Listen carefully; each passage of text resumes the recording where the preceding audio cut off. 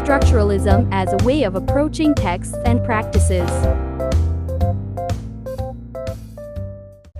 Structuralism as a way of approaching texts and practice discuss culture. According to Ferdinand D. Saussure, language divided into two component parts, signifier and signified.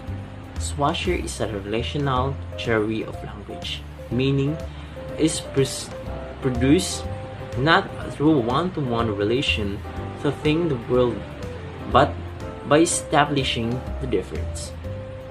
It is the process of combinations and selections horizontally along the synthetic axis and the vertical along with the paradigmatic axis. Saussure makes another distinction that has proved essential to the development of structuralism. This is the division of language into language and the parole. Language refers to the system of language, the rules and conventions that organize it.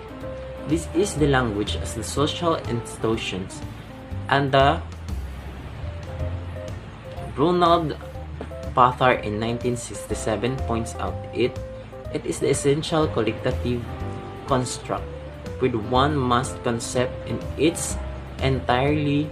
If one which of the communicates, parole refers to the individual's utterance, the individual use of language. Structuralism takes two basic ideas from the Saussure work. First, the concern with the underlying relations of the text and practice, the grammar that makes meaning possible. Second, the view of meaning is always the result of interplay of relationship, of selections and combinations made possible with underlying structure. In other words, texts and practices are the study of analogy of language. Claude Lévi-Strauss uses Saussure to help him discover the unconscious foundations of the culture of so-called primitive societies. Lévi-Strauss claims that beneath the vast heterogeneity of myth, there can be discovered a homogeneous structure.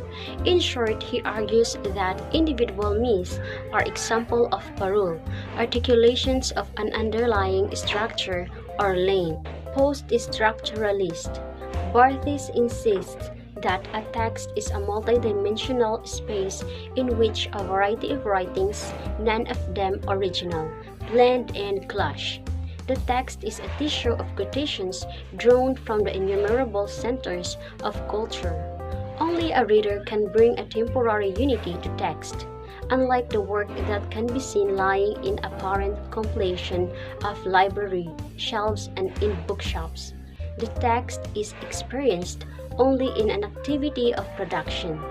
A text is a work seen as inseparable from the activity process of its many readings. Jacques Derrida. Post-structuralism is virtually synonymous with the work of Jacques Derrida. The sign, as we noted already, is for Saussure, made meaningful by its location in a system of differences. Saussure's model of difference is spatial, in which meaning is made in the relations between signs that are locked together in a self-regulating structure. Derrida's model of difference, however, is both structural and temporal. Meaning depends on the structural difference, but also on the temporal relations of before and after.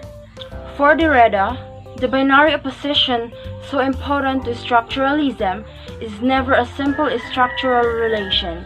It is always a relation of power, in which one term is in a position of dominance with regard to the other. Black and white, it could be argued, exist in a binary opposition, one always existing as the absent other when one of the terms is defined. But it is not difficult to see how in many powerful discourses, white is the positive term holding priority and privilege over black. According to Derrida, it is in the revealing of these contradictions that the binary oppositions, speech, writing, Nature or culture are deconstructed. The privileged term in the opposition is shown to be dependent on the other for its meaning.